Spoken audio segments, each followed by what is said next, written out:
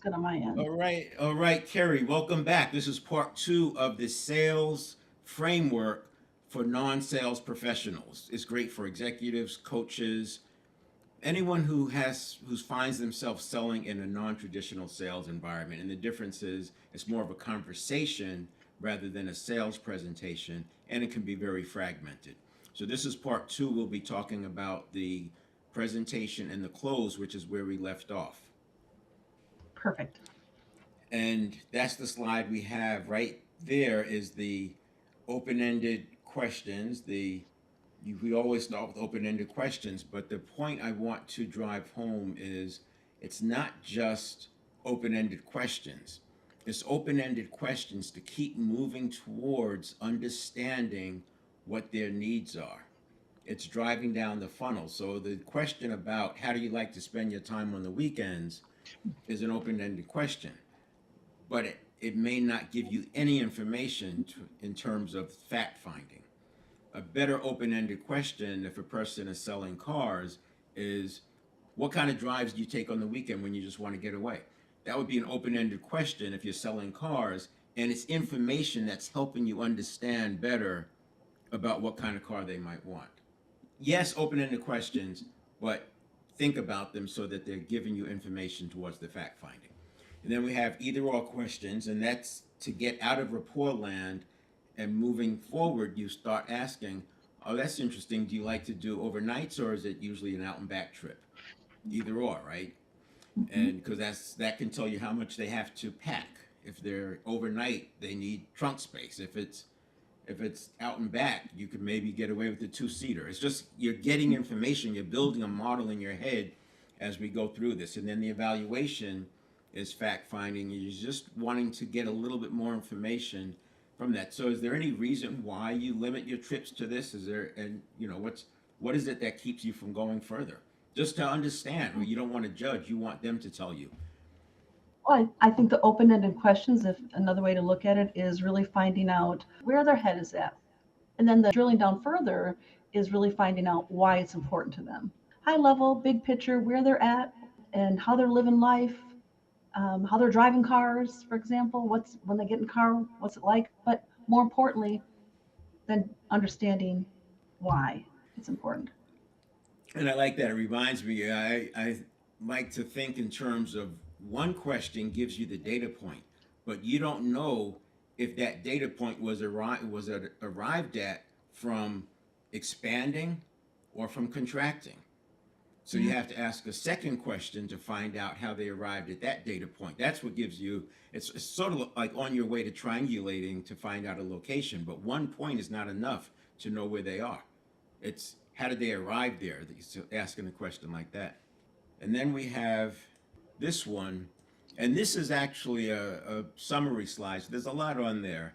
And we talked about the pre-call. So you want to fill the tank, drills and rituals. I think drills are important, speaking drills, but also rituals. For example, I know salespeople who will spend 10 minutes just doing affirmations and it may look like psyching themselves up, but they're priming themselves. They're readying themselves. And for the sales managers out there, if you've got a big day or an important sales day and you're a sales manager, try not to bring up negative stuff to your salespeople.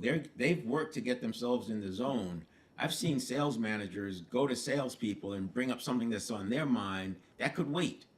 And now they put the salesperson into a kind of a defensive, negative kind of mentality because they brought up something negative. They've undone some of that priming. And when you're dealing with high performing salespeople, they're not doing this for the money. They're doing it because it's intrinsic motivation. And when you take them off that game, you could lose them for that day. They're just like, okay, it doesn't matter. I'll just have a good day. I'll get a cup of coffee and chill out, right? And the Yeah. numbers are still going to be good, but they're not going to be what they could have been. And you were a Yeah. sales manager. Yeah. You don't have to Yeah. tell on yourself, but did you ever do that? Yes, I did. And over time, I stopped doing that and started using techniques of helping my sales professionals get are you on the court or off the court?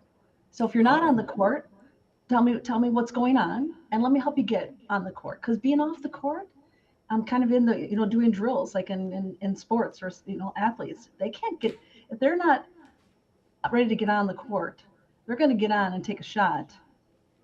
Their chance of making it is going to be slim if they're not really ready to put their shoes on the court and play the game. And that's for a sales professional as well.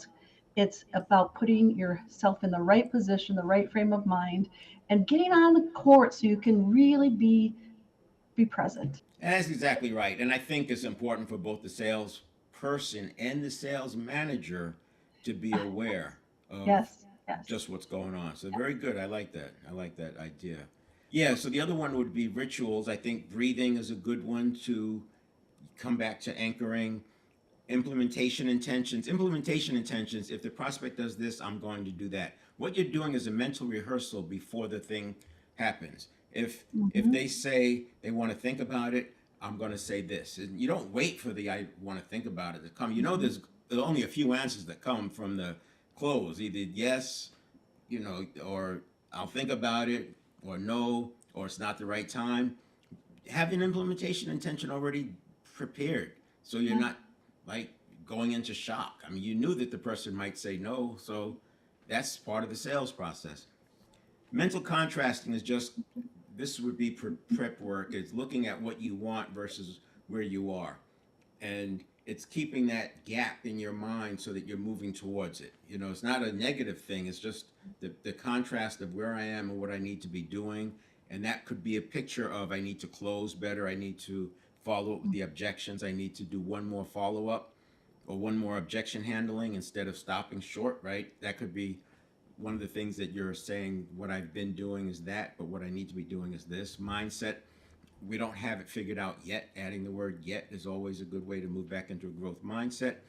And the I don't want power is a big one. This, I think, can contribute somewhat to call reluctance. I don't want power is interesting because it kicks in with willpower.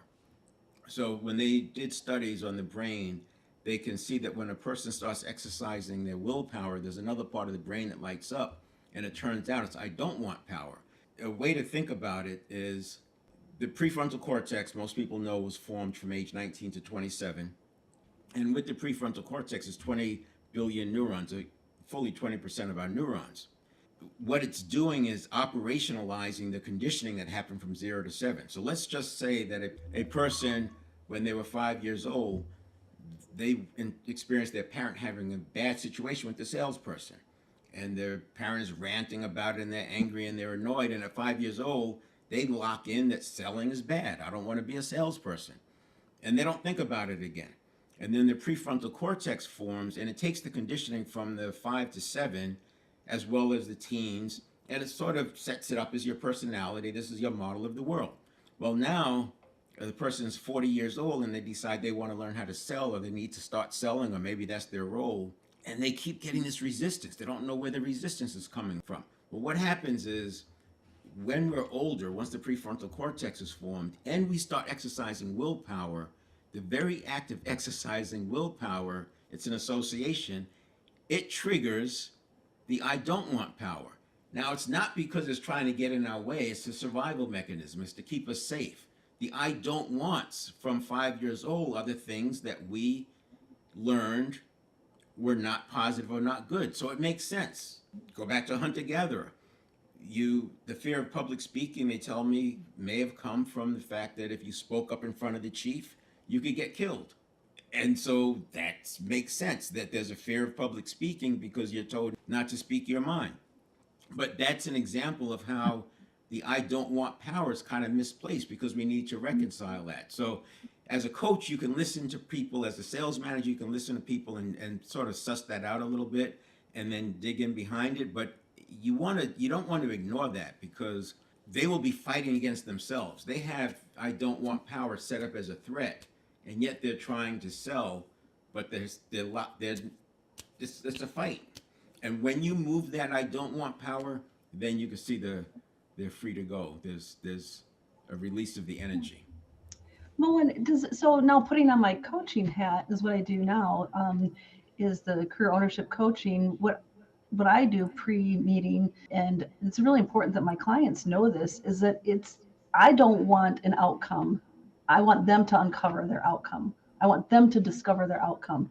and so that they feel that it's a safe environment for them to open up and share their dreams, their goals, their hopes.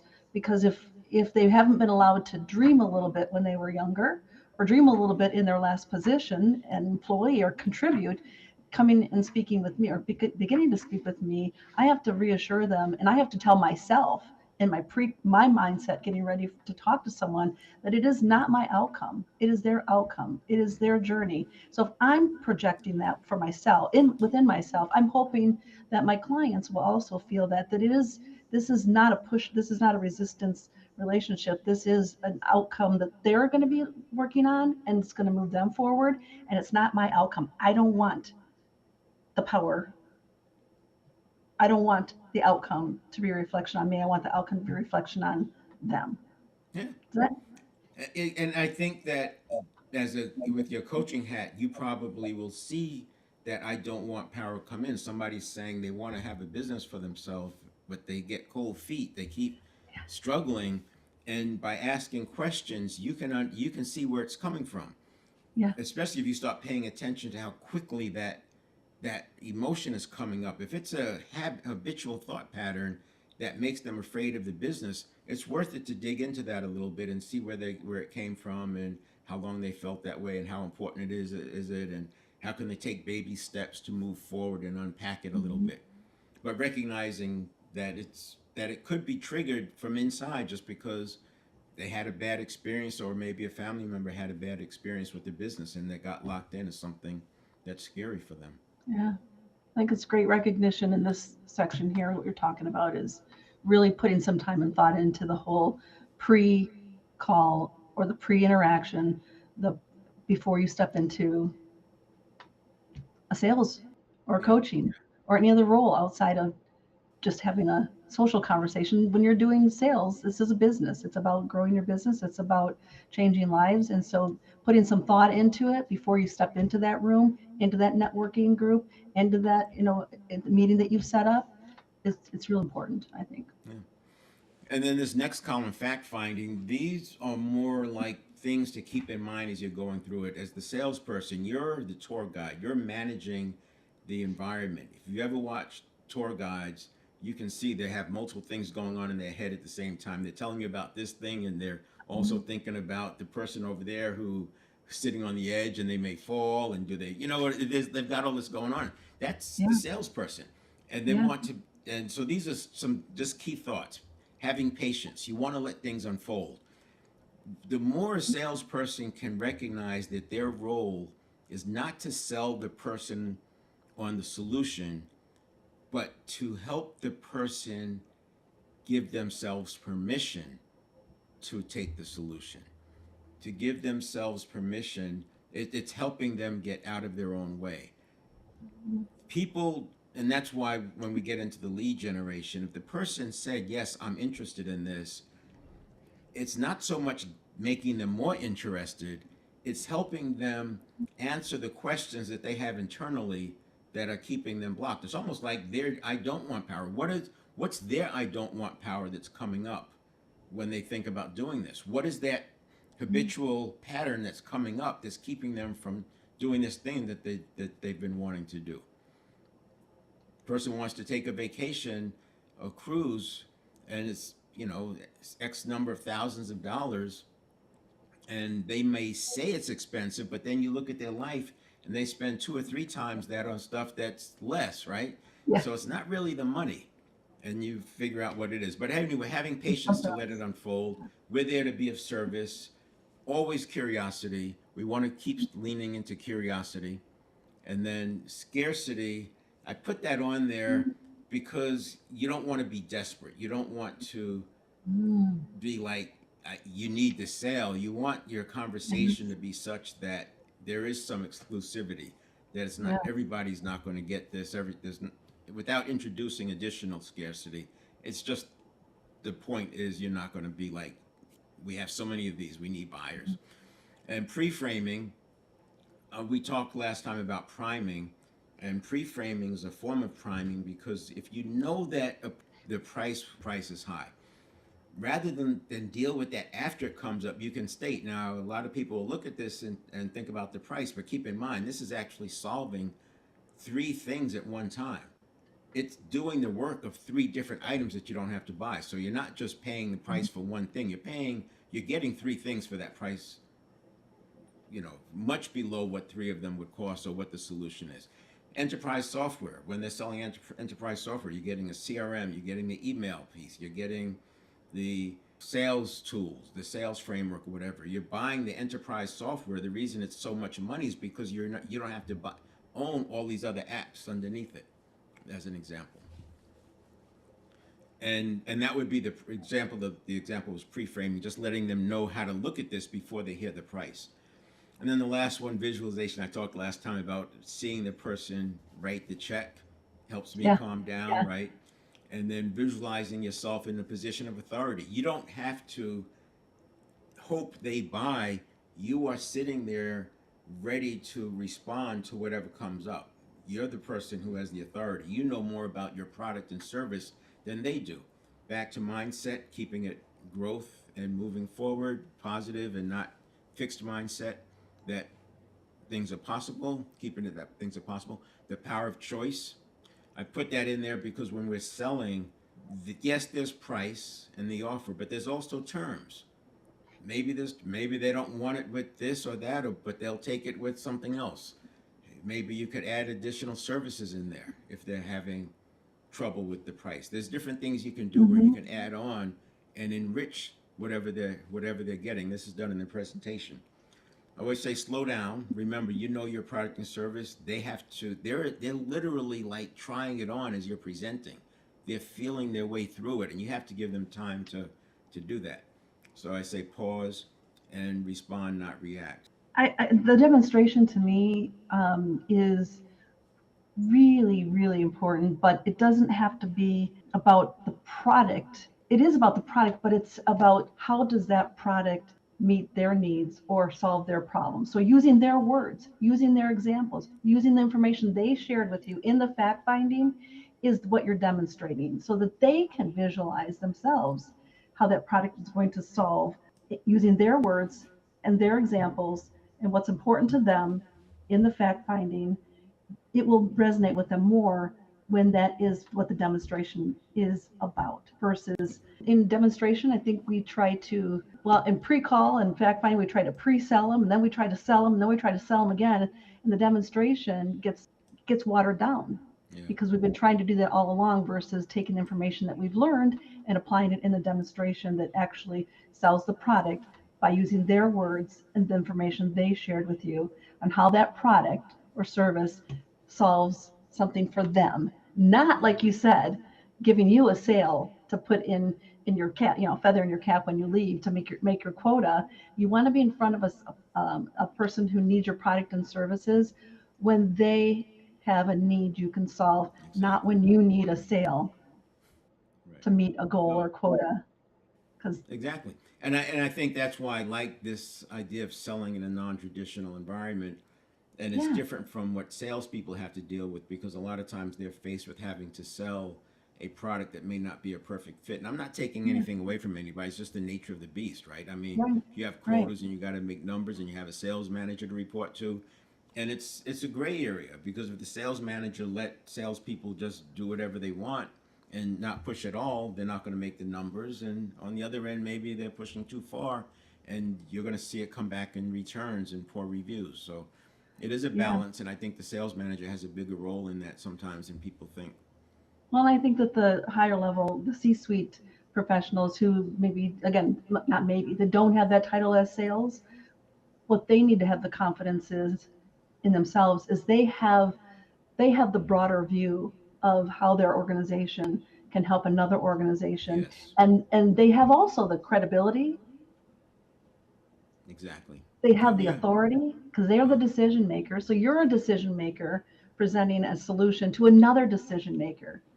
And so the conversation has to be really, really tight on what is that value proposition? Because a And that's a good C-suite selling reminder to a because for that C-suite person, selling to C-suite. Yeah, go the ahead. power Sorry. of choice comes in even more so because they can package it differently. They can pull things out. They're not set stuck with a set price. This one is sort of a review, and I like that you use demonstration because that's what it is. You're demonstrating. Yes, it's a presentation, but you're demonstrating how the value works in their life. It's very personalized.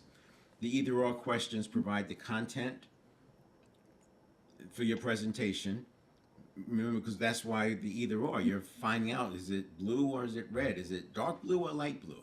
You know, you said blue. Is it dark blue or light blue? Whatever. And then the yes questions, we'll talk about those a little bit more, but it's important to get the person saying yes. And it's not about forcing a yes. It's about finding the things that are important to them, reflecting them back, so they naturally say yes. And the tie downs are one way of yes questions. The tie downs are that makes sense, doesn't it? You know, just using it. But as I said last time, it kind of feels salesy for some people. It feels pushy.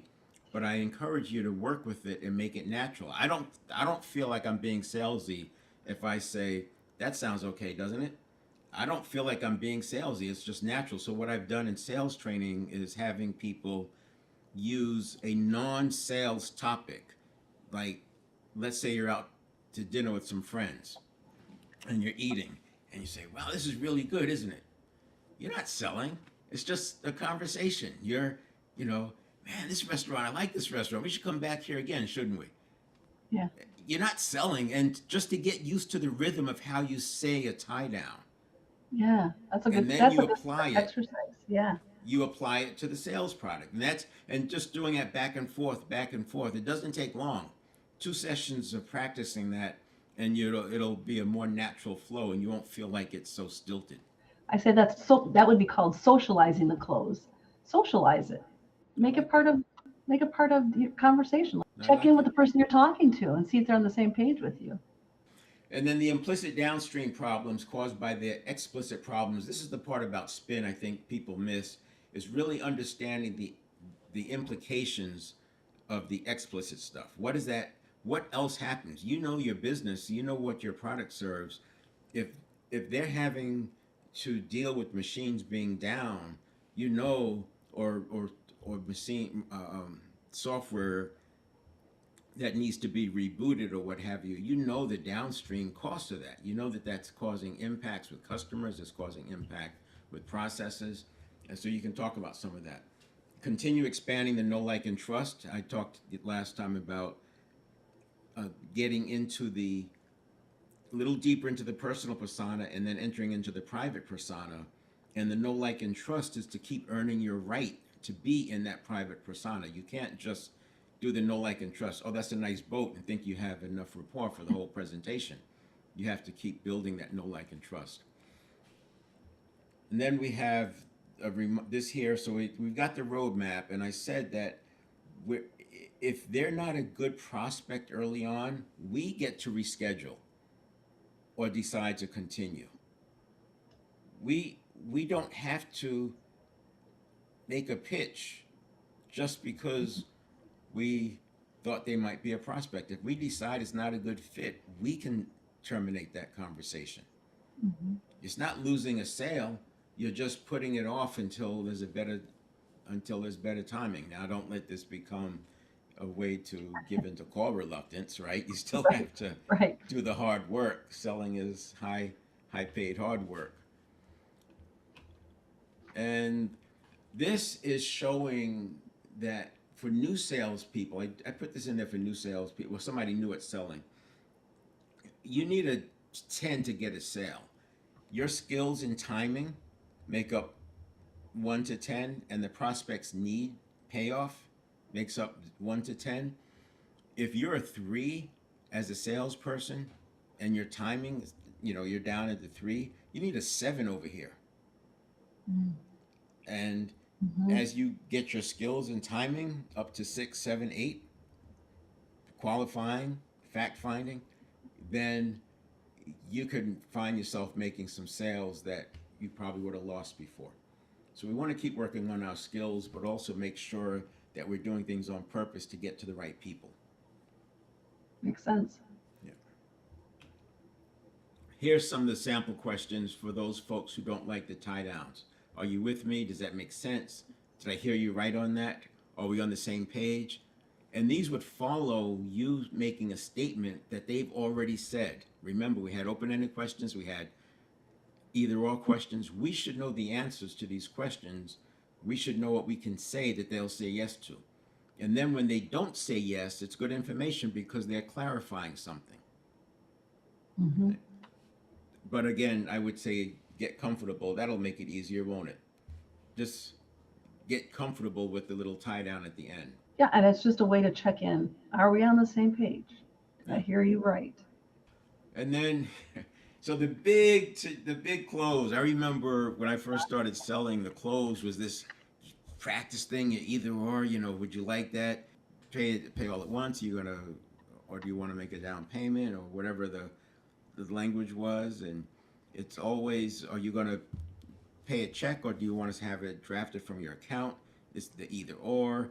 It's like it's a big deal. But in the executive selling to another executive, you don't close like that. And salespeople don't have to close like that. The way I recommend thinking about a close is you've done a good job of fact finding.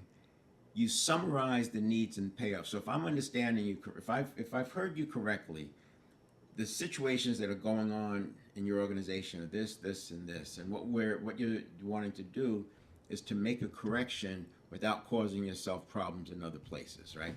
And you found that this solution does that.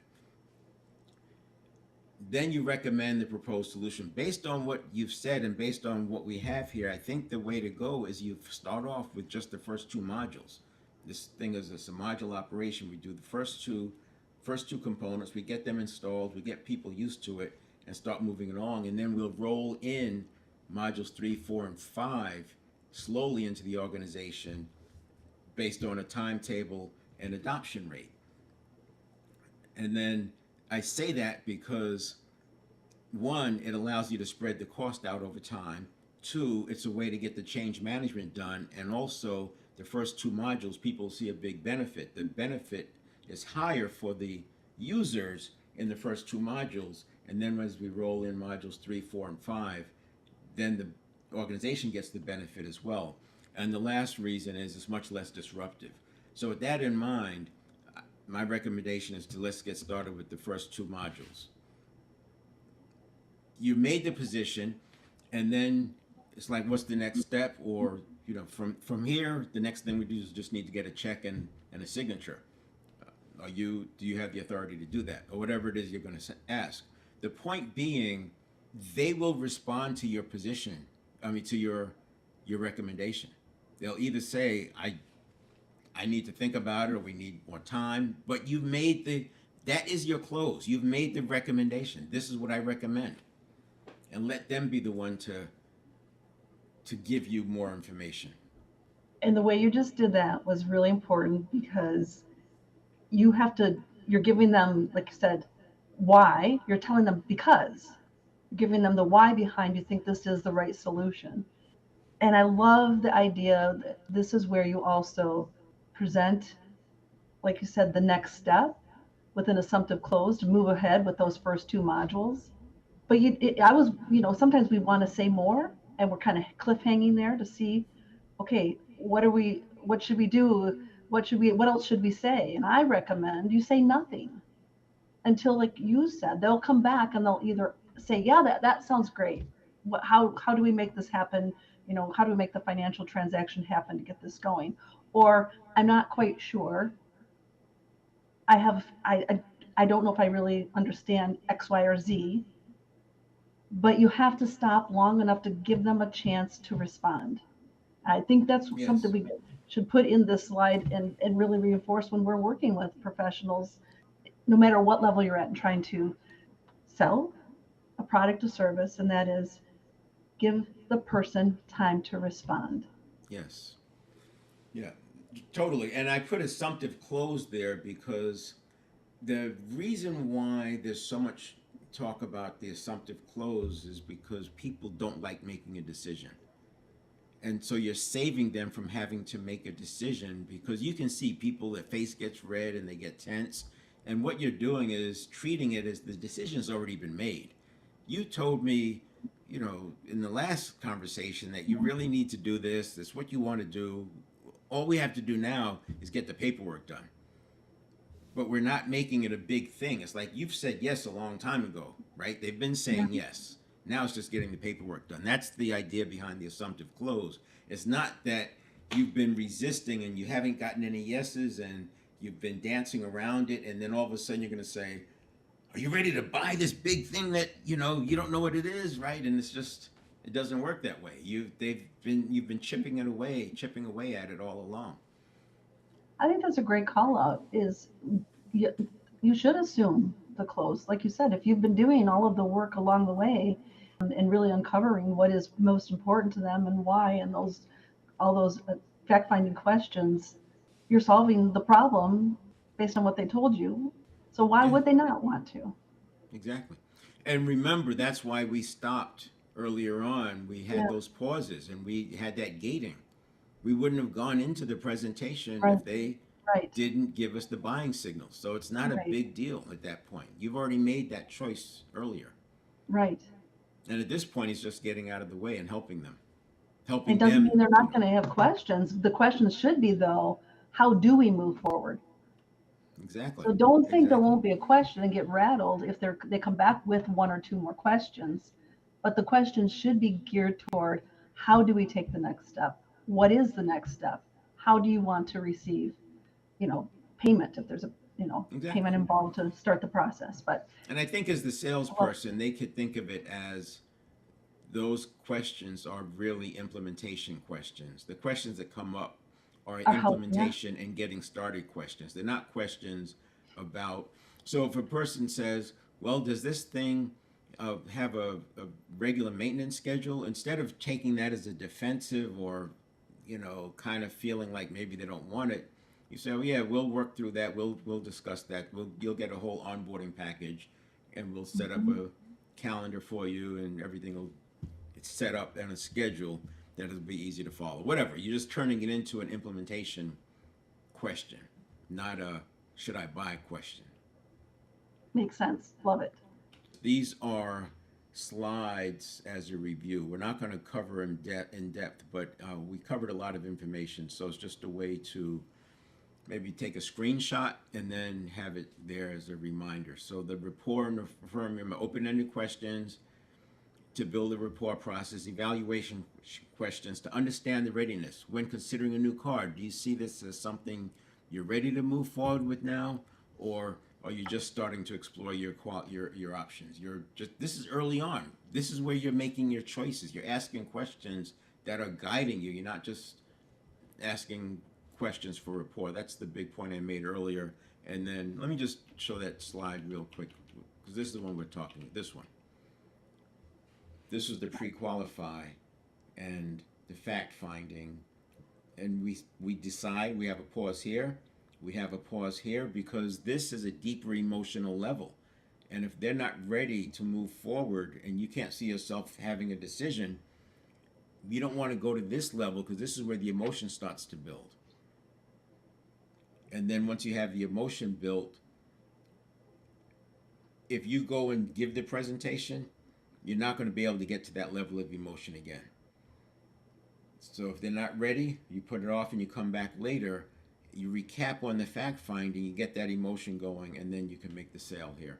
But you don't want to get a decision without them being ready because that decision will be a no. A confused mind is going to say no. So you have to make sure that they're ready. And fact finding, just like open-ended questions, either or questions. This is important to have in your mind a plan going from open-ended to either or to evaluation questions to yes questions. When I say evaluation, you're looking at prioritization, you're looking at urgency, you're looking at what has the heavier weight, and that's going to come into play when you make your demonstration. And this is fact finding part 2. Deepen the conversation by exploring the consequences of their challenges. Again, open-ended questions. You can go back and ask more open-ended questions. And you can ask more either-or questions, but now you're down into the private persona. Right? You were in Mm-hmm. the public persona. Now you're in the private persona, and you can ask more either-or questions, but you're every one of us they're all intentional, and you're moving towards that being able to get yes questions because you've done that homework, or yes answers, I should say. And then the transition, summarize the need, payoff, the temperature check. This is getting into the demonstration.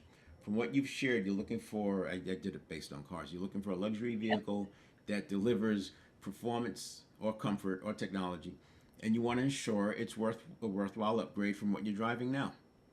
Does that sound accurate? It's just this, you're summarizing it. The need payoff question. If we could offer a vehicle that enhances your driving experience with better performance, advanced technology, blah, blah, blah, that truly stands out, would that be something worth considering? You've This is not just some words. This is based on what they've told you.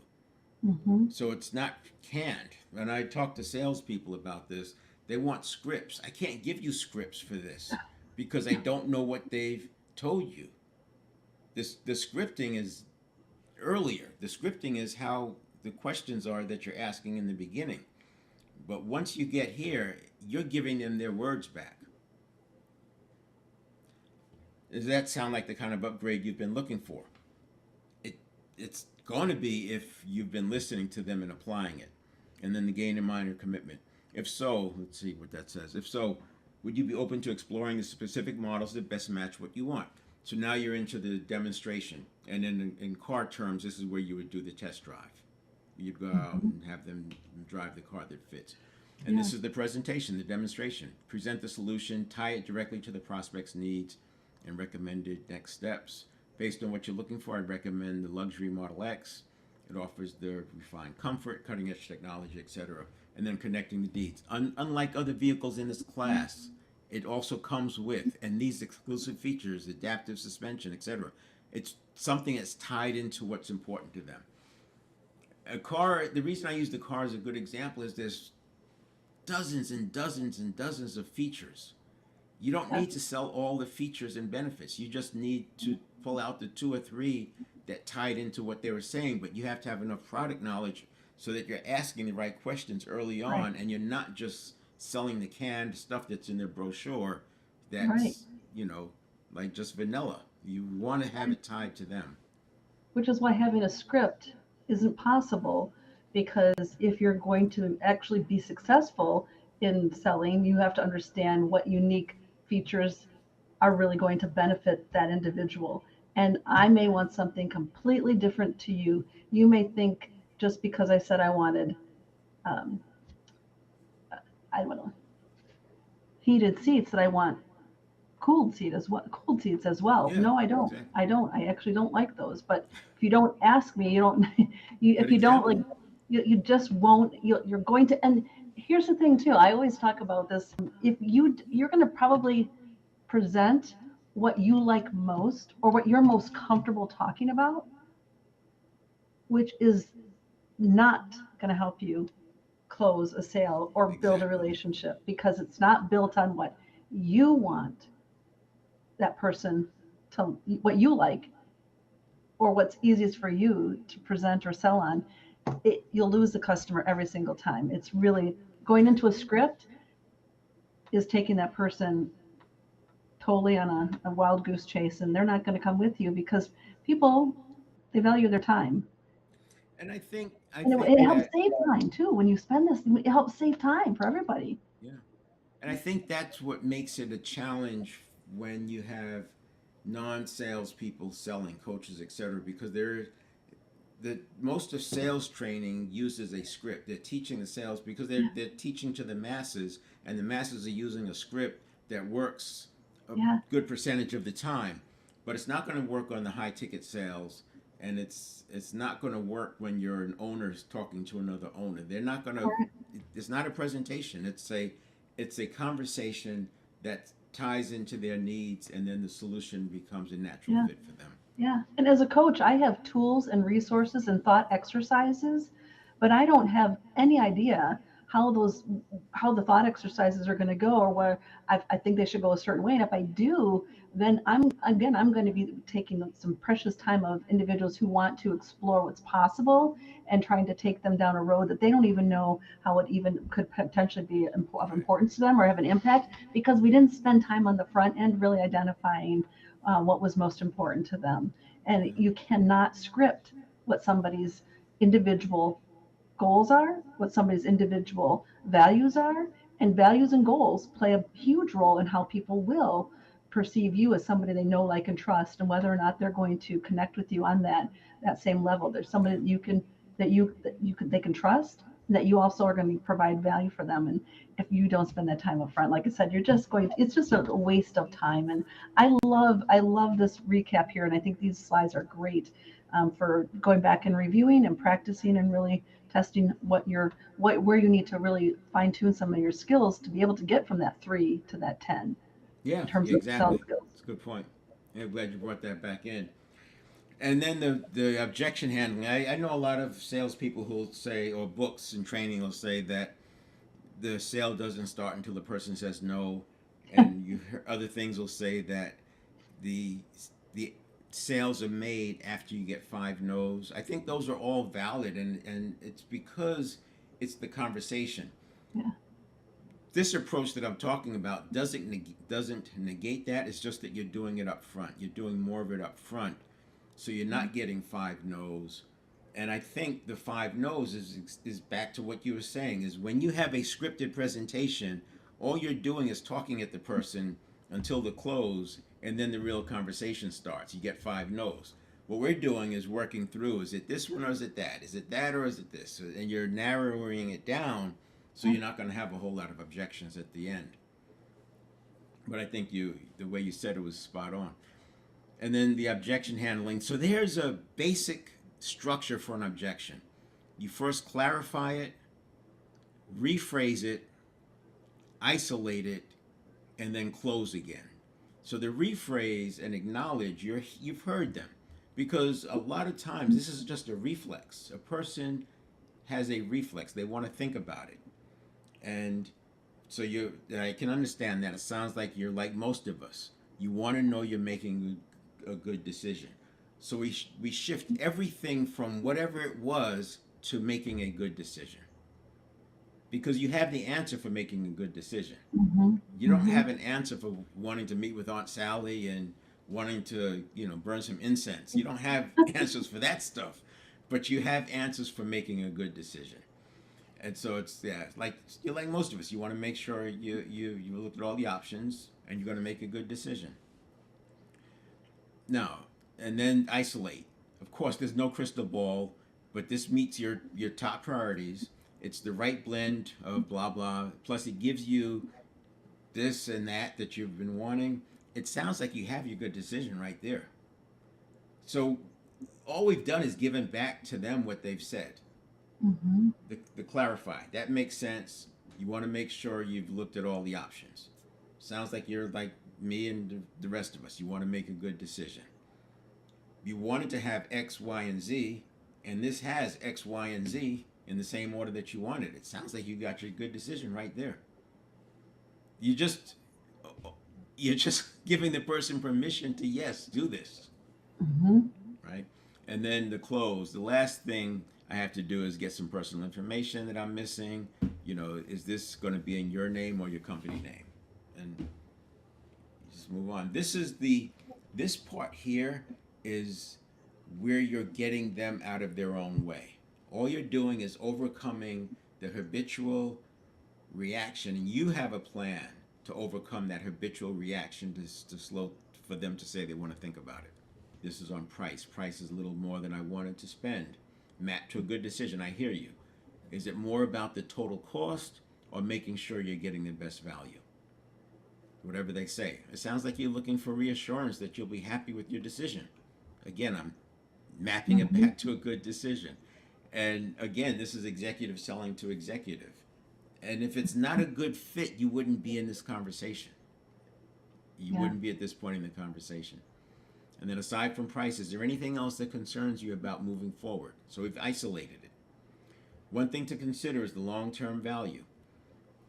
XYZ is going to be a better investment in the long term, and it's going to position you to blah, blah, blah, whatever it is that you're going to say. You're getting the best mix of performance from your investment.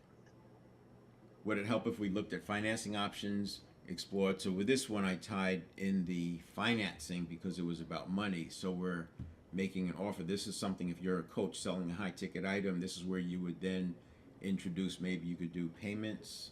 You don't start with the payments. You want to start with full price, but if you're going to lose the sale, this would be a time where you could offer payments. So that was it. I wanted to just spend a little bit of time, we'll take just a few minutes on the lead generation part of it. And because so much is done online now, and if you understand your lead generation in the context of how you're going to sell, you want those two to work together. And your leads, whoever's doing leads for you, whatever you're doing some form of attention, interest, desire, action. And here's another example, the pastor framework. Problem, amplify the pain, solution, transformation and benefits, the offer, and then the call to action. This is basically what is on your landing page. This is how a landing page is going to be shaped. And then the call to action at the end might be to book a call with you. The way ads work is people will see the ad, it gets their attention, and because the subconscious process is so fast, there's way more information that we're picking up than actually gets through. And that's where the reticular activating system comes in. When something is important to you, the subconscious picks it up and it passes it along and says, hey, this is important. That's why people think, oh, and it showed up. They think that it somehow miraculously showed up at the time that they were thinking about it, when the reality is the ads are there all the time, and it just gets passed through on the reticular activating system. The reason I put this slide in there is because understanding that they saw an ad and that made them click, and that click made them follow through, that gives you as the salesperson confidence that they were thinking about this. You don't want to be walking in on your heels. You can lean into this thing. You have to make the assumption that they had some interest in this, or they would have never clicked. The headline would have never gotten their attention, and that's important. I've found that that's very helpful for salespeople who feel like they're, just one word away from getting a no, and it flips it on its head to say that the person is interested, or they wouldn't have clicked. They would not have responded to the ad. They would not have accepted the appointment. They would have not have booked it if they were not interested. Agree. Yeah. Agree, especially booking appointments. You're putting it on your calendar, so did they. Exactly. Like you said, people prey on things, and I don't discount that either. But it's something often that we don't even realize that subconsciously there was something else that triggered that for us. Yeah. And that this is what we were saying. They booked the meeting for a reason. You can start with, now, after you get the rapport, I'm just curious, what exactly were you hoping to find out, or what exactly were you hoping to walk away with? In a perfect world, if you had a magic wand, when you booked this meeting, what's the solution that you were hoping would show up? What would it do for you? That's a fact-finding question. You're getting them to tell you in their words why they clicked and what they're hoping to get. And I talked before about helping people make the shift. Everybody's moving along in a comfort zone, and this breaking out of the comfort zone there's a lot of resistance and cognitive dissonance that happens because we're in a comfort zone for a reason. Because what's outside of the comfort zone is uncomfortable. Yeah. And as you step into what's uncomfortable, it's very easy for cognitive dissonance to happen. And then you start having self-doubt, and you start wondering, what should I do? As the salesperson, you have to recognize your job is to hold their hand figuratively and walk them through this. That's why the clarify, rephrase, isolate is structured the way it is. You're basically bypassing, in a way. We talked earlier about bypassing on price. You're essentially bypassing on these, random things that come up at the last minute that they're just trying to get comfortable. You're giving them that comfort to walk through, which is why you move through that clarify, rephrase, isolate, close process that way. Yeah. I bet you You run know, into this quite a bit when people are thinking yeah. about buying a business, or there's a point where it probably gets very hard for them, where the cognitive dissonance, they're just like almost have to drag their hand to the pen. It's unfamiliar, so it feels unsafe. And so it's my role as a coach to help create that safe environment where individuals know that I'm going to be there with them the entire journey. So and hold their hand if that's what it takes, but be That's what there it to takes. provide that support. And you talked earlier about being the idea of somebody being giving a tour. Like you're as a sales professional, you're providing a tour. Think about going into you can walk around a big giant museum without a tour guide, Yeah. and Right. it can be overwhelming. Like, what am I looking at? What am I That's supposed true. to be taking away from this? Is this something that has meaning? If it is, I'm not sure I see it. But that tour guide provides that foundation or that framework for you to understand that meaning, and take something away with you. And in this situation, in the sales, when we're potentially going to be in C-suite sales, it's a large investment. We're not talking typically about smaller tickets. We're talking about larger ticket items. And the same thing when I do, and I'm talking with someone about coaching. It's very unfamiliar. It's going from having a job where you have a job description to being a business owner where you still have lots of tools and resources, but they don't know what exists because Right. a lot of the clients I work with haven't had or haven't been a business owner before. They've had a job, and they've had the job description. They've had a boss. They know what that looks like. They know what that feels like.